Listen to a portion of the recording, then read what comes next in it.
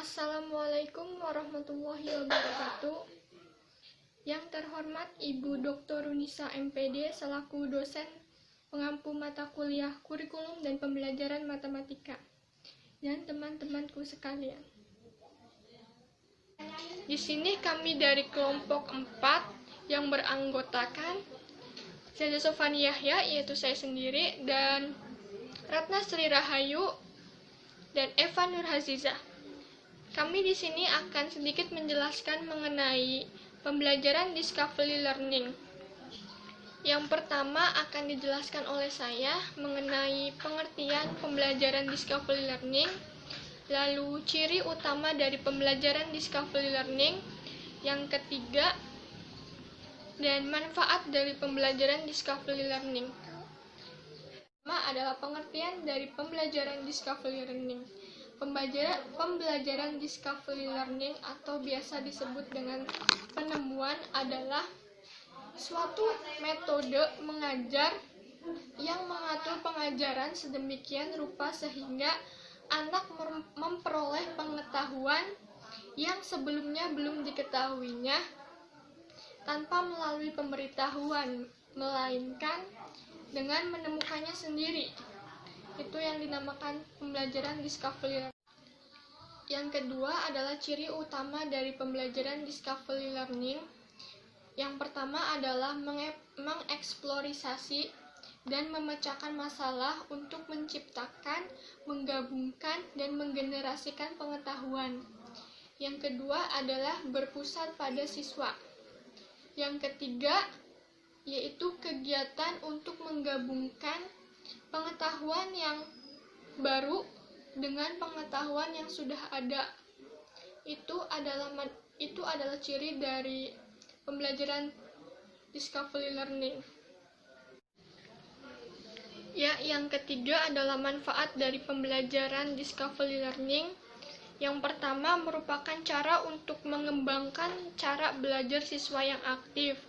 Yang kedua, dengan menemukan dan menyelidikinya sendiri suatu konsep yang dipelajari, maka hasil yang diperoleh pun tahan lama dalam ingatan dan tidak mudah dilupakan oleh siswa. Yang ketiga, pengertian yang ditemukannya sendiri merupakan pengertian yang betul-betul dikuasai dan mudah digunakan dalam situasi lain. Yang keempat, dengan menggunakan strategi discovery learning, anak belajar menguasai salah satu metode ilmiah yang akan dikembangkan sendiri. Yang kelima, siswa belajar berpikir analisis dan mencoba memecahkan masalah yang dihadapinya sendiri.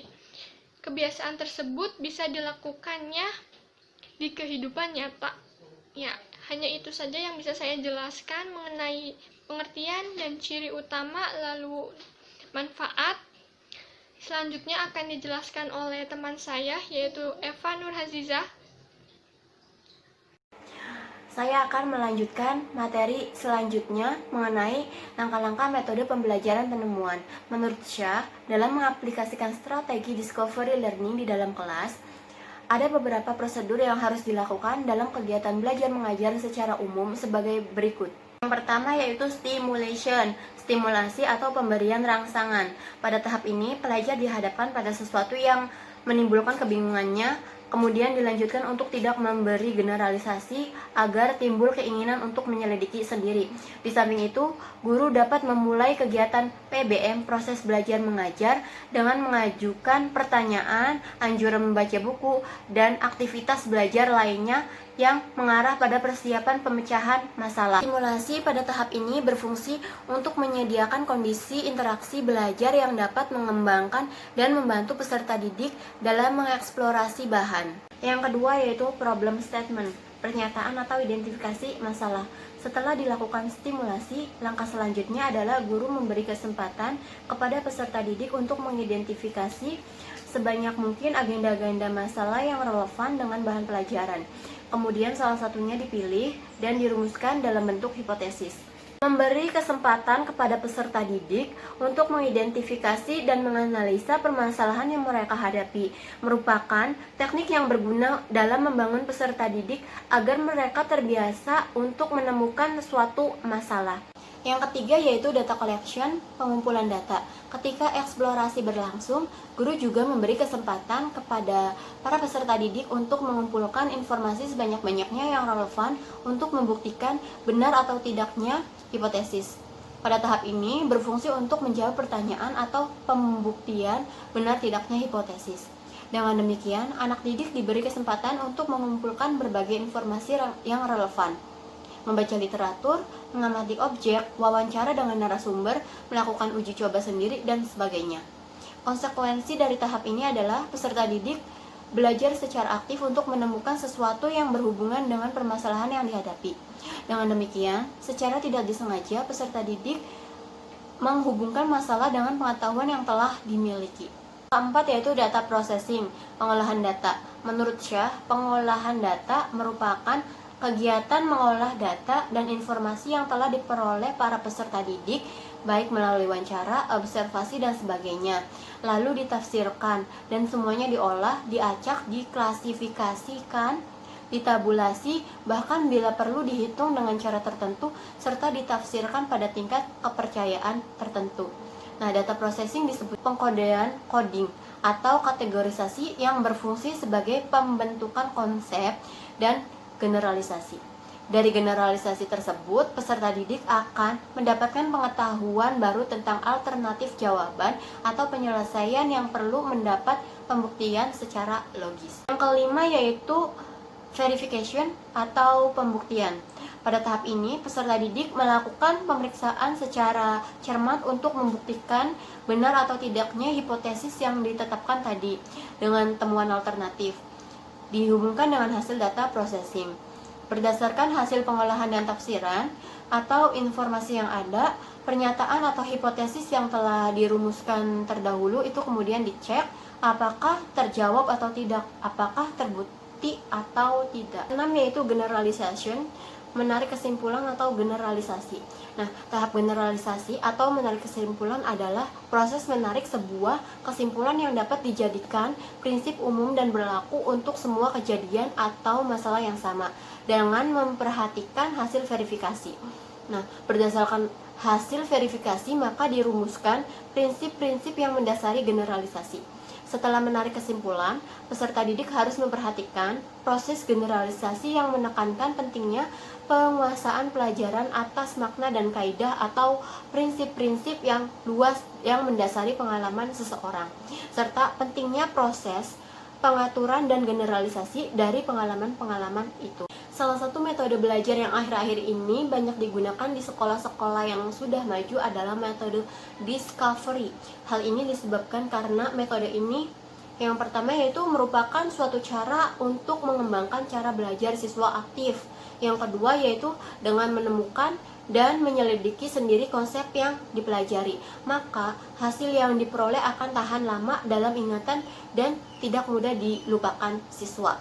Yang ketiga yaitu pengertian yang ditemukan sendiri merupakan pengertian yang betul-betul dikuasai dan mudah digunakan atau ditransfer dalam situasi lain. Yang keempat yaitu dengan menggunakan strategi discovery, anak belajar menguasai salah satu metode ilmiah yang akan dapat dikembangkan sendiri. Yang kelima yaitu siswa belajar berpikir kritis dan mencoba memecahkan problem yang dihadapi sendiri. Kebiasaan ini akan ditransfer dalam kehidupan nyata. Ya, baik, saya di sini akan melanjutkan materi yang telah dijelaskan oleh saudari Eva mengenai discovery learning. Saya di sini membahas tentang kelebihan dan kekurangan dari metode ini, kemudian penerapan yang bisa dilakukan pada metode discovery learning ini. Nah, kelebihan dari metode ini yaitu dapat membuat pengetahuan siswa itu bertahan lama. Jadi pengetahuan ini ada di dalam diri siswa itu lebih lama. Kemudian yang kedua yaitu mempunyai efek transfer materi yang lebih baik gitu dari siswa tersebut. Kemudian yang ketiga yaitu melatih penalaran siswa, membuat mereka itu menjadi bebas dalam berpikir gitu, tidak serta-merta ilmu dari guru. Nah, namun secara khususnya gitu, kelebihan dari metode ini yaitu melatih siswa untuk bisa kreatif dalam pembelajaran, kemudian meningkatkan keterampilan kognitif siswa dalam memecahkan masalah tanpa perlu bantuan dari orang lain. Ada beberapa ahli juga yang berpendapat mengenai kelebihan dari metode ini. Nah, salah satunya yaitu Suherman. Beliau berpendapat ada 17 kelebihan yang ditemukan dalam metode ini. Nah, tapi saya sudah merangkumnya menjadi 7 poin saja. Nah, yang pertama yaitu membuat siswa aktif dalam pembelajaran. Nah, di sini guru itu membuat siswa terlibat dalam kegiatan belajar. Maksudnya mereka itu berpikir aktif, melibatkan mereka supaya berpikir dan menemukan hasil akhir dari sebuah pembelajaran tersebut. Jadi membuat mereka aktif gitu dalam pembelajaran. Kemudian yang kedua, siswa sangat memahami bahan pembelajaran gitu, karena mereka melakukan atau mengikuti proses pembelajarannya gitu, melakukan hal-hal yang mungkin mereka mencari tahu sendiri gitu dan menemukannya bahkan. Jadi mereka benar-benar paham gitu tentang materi yang sedang dipelajari, dan bahkan materi yang diajarkan juga menjadi lebih tahan lama di dalam diri mereka. Kemudian lanjut yang ketiga, menimbulkan rasa puas. Nah, rasa puas di sini yaitu kepuasan batin yang mereka rasakan karena mungkin mereka misalkan mereka ingin mengetahui sesuatu gitu, dan mereka karena mengikuti prosesnya mereka menemukan hal yang mereka cari ini, dan itu bisa membuat mereka merasa puas dan ingin bahkan termotivasi untuk bisa mempelajari pengetahuan-pengetahuan baru yang mereka inginkan. Jadi menjadi termotivasi lagi untuk belajar. Kemudian lanjut yang keempat, bangun pengetahuan awal atau pengetahuan dasar. Nah, di sini benar-benar perlu gitu untuk bisa menanamkan materi awal atau materi dasar ini kepada siswa, karena kalau misalkan dasar-dasar materi itu saja mereka pahami gitu, maka dengan mudahnya atau bisa terkorelasi gitu, bisa nyambung dengan materi-materi berikutnya gitu. Jadi kalau misalkan materi dasarnya aja mereka paham gitu, jadi dengan mudah mereka memahami materi-materi berikutnya yang kita berikan. Kemudian lanjut yang kelima, mengembangkan keterampilan kreatif gitu. Jadi karena mereka memecahkan masalahnya sendiri, otomatis mereka dilatih untuk bisa sekreatif mungkin untuk menyelesaikan permasalahan dan memecahkan masalah-masalah yang ada. Jadi nggak harus nyontek ke orang lain, mereka punya pemikirannya sendiri, dan sekreatif yang mereka bisa mengandalkan kemampuan yang semampu mereka gitu. Kemudian yang keenam, menemukan hal-hal baru. Nah, dari mereka mengikuti proses pembelajaran dengan cara mencari-cari data yang mereka perlukan untuk menjawab persoalan-persoalan yang ada gitu. Jadi mereka mendapatkan hal-hal baru yang kadang tidak terbayangkan oleh diri mereka gitu. Jadi bisa mendapatkan pengetahuan-pengetahuan baru. Lanjut untuk yang terakhir yaitu yang ketujuh, latih siswa untuk belajar sendiri. Nah, di sini memang di metode ini, metode belajar penemuan atau biasa disebut discovery learning, memang metode yang dikhususkan untuk pembelajaran mandiri gitu. Jadi mereka terus-terusan dilatih untuk bisa belajar mandiri, mencari sesuatu hal yang mereka ingin temukan, yaitu yang ingin mereka temukan itu sendiri gitu.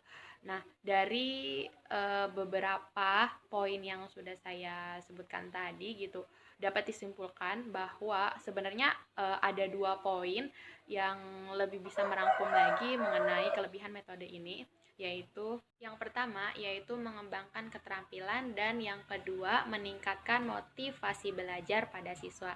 Nah, lanjut ke kelemahan-kelemahan yang ada pada metode discovery learning ini. Yang pertama yaitu cukup lama waktu yang diperlukan dalam pembelajaran ini, karena mereka harus mencari tahu dengan sendiri gitu, mengikuti proses pembelajaran yang ada, dan itu tuh nggak sedikit waktu yang digunakan gitu, karena membuat mereka berpikir sesuai dengan apa yang kita harapkan gitu, apalagi untuk anak-anak yang kurang dalam pemahamannya gitu, dalam menangkap materi gitu, maka nggak mudah gitu, dan nggak singkat gitu waktu yang digunakan dalam melakukan pembelajaran ini. Kemudian yang kedua, butuhkan usaha yang kuat dari guru agar siswa itu mampu memahami materi yang diajarkan gitu. Bahkan sebelum pembelajaran dimulai gitu, guru harus bisa merancang pembelajaran seperti apa yang akan dilakukan di kelas. Kemudian permasalahan-permasalahan apa atau pertanyaan-pertanyaan apa yang dapat memantik mereka agar mau belajar dan berpikir penasaran gitu dengan materi yang akan dipelajari. Kemudian lanjut yang ketiga, metode ini tidak diperuntukkan untuk semua kalangan atau semua tingkatan sekolah gitu. Jadi metode discovery learning ini tidak bagus untuk pendidikan tingkat dasar bagi pembelajar pemula gitu seperti sekolah dasar. Nah, jadi discovery learning ini bagusnya gitu untuk siswa-siswa SMP dan SMA, dan SMP pun mesti benar-benar dibimbing oleh gurunya supaya mereka bisa terarah, bisa belajar mengenai materi-materi yang akan diajarkan gitu. Nah, karena di tingkat ini gitu mereka biasanya sudah mampu untuk belajar mandiri, berpikir lebih luas lagi gitu mengenai materi-materi yang akan diajarkan gitu. Kemudian juga bisa berpikir lebih abstrak. Lanjut yang keempat, tidak semua mampu untuk bisa melakukan pembelajaran ini. Kadang ada siswa yang intelektualnya rendah gitu, jadi terlalu misalkan guru salah gitu dalam membimbing, ini juga dapat merusak pengetahuan mereka. Terlalu banyak membimbing juga dapat menyebabkan inisiatif mereka yang terbatasi gitu. Jadi nggak semua siswa dapat melakukan metode ini juga. Kemudian yang keenam, maksudnya yang kelima, nah metode ini itu tidak bisa digunakan pada semua materi gitu, pada semua bab gitu. Hanya bab-bab tertentu saja yang bisa menggunakan metode ini gitu. Apalagi matematika gitu. Jadi nggak semuanya bisa dipikirkan oleh penalaran anak-anak gitu, penalaran siswa. Jadi hanya beberapa materi saja. Kemudian lanjut yang ke-6, yang terakhir, yaitu apalagi ketika lanjut yang ke-6 ini akan merepotkan guru, apalagi ketika dalam kelas tersebut begitu banyak siswanya. Itu benar-benar dapat menguras tenaga dari gurunya juga. Itu sih. Kemudian lanjut ke penerapan dari metode discovery learning. Nah, kadang yang diharapkan guru itu yang diharapkan dalam pembelajaran khususnya matematika, mereka atau si siswa ini memahami konsep. Jadi konsep yang dimaksud ini yaitu memahami sifat, kemudian definisi, teorema, dan rumus-rumus yang sedang diajarkan atau sedang dipelajari gitu. Kemudian mereka bisa menerapkan pada permasalahan-permasalahan yang ada sehingga mereka bisa memecahkan masalah. Tapi kebanyakan dari mereka gitu lebih memfokuskan pada penyelesaian soalnya gitu, bukan memahami tentang konsepnya. Jadi kadang ketika guru tersebut memberikan soal yang tidak sesuai dengan contoh, mereka tidak bisa mengerjakan soal tersebut karena yang mereka fokuskan itu dari soal-soalnya, bukan memahami konsepnya. Jadi makanya kebanyakan dari siswa atau kebanyakan dari orang-orang itu menganggap bahwa matematika itu susah atau sulit gitu ya. Karena ini, dengan hal itu diperlukan metode yang tepat dalam pembelajaran di kelas gitu, yang bisa membuat mereka aktif, bukan hanya mendengarkan, bukan hanya mencatat, tapi juga ikut aktif dalam berpikir gitu. Nah, dengan hal ini bisa menggunakan metode discovery learning. Tapi ini benar-benar memerlukan usaha banget dari gurunya, karena harus sedemikian rupa merancang pembelajaran yang bisa membuat si siswa ini bisa tertarik, bisa mengikuti pembelajaran dengan baik di kelas. Nah, untuk penerapan discovery learning, yang pertama yaitu memberikan siswa dorongan berupa permasalahan atau pertanyaan yang menarik sehingga membuat mereka penasaran dan ingin menyelidiki sendiri. Jadi penasaran dengan materi-materi yang sedang dipelajari. Oh, apa sih materi yang sedang dipelajari nih? Apa sih definisinya gitu? Apa sih penerapan yang bisa saya lakukan di kehidupan sehari-hari? Mungkin bisa jadi kayak gitu. Jadi gurunya itu harus bisa memberikan pertanyaan-pertanyaan yang bisa memantik mereka dalam berpikir yang lebih panjang gitu. Kemudian lanjut yang kedua, identifikasi masalah. Nah, pada tahap ini guru memberikan kesempatan pada siswa untuk mengidentifikasi masalah yang sedang mereka hadapi. Maksudnya masalah di sini yaitu persoalan-persoalan kayak materi-materi yang sedang mereka telusuri gitu, apa yang sedang mereka ingin ketahui. Kemudian lanjut yang ketiga, kumpulan data. Nah, di sini siswa diarahkan untuk bisa menemukan dan mengumpulkan data-data mengenai atau yang berhubungan dengan masalah yang sedang mereka hadapi gitu.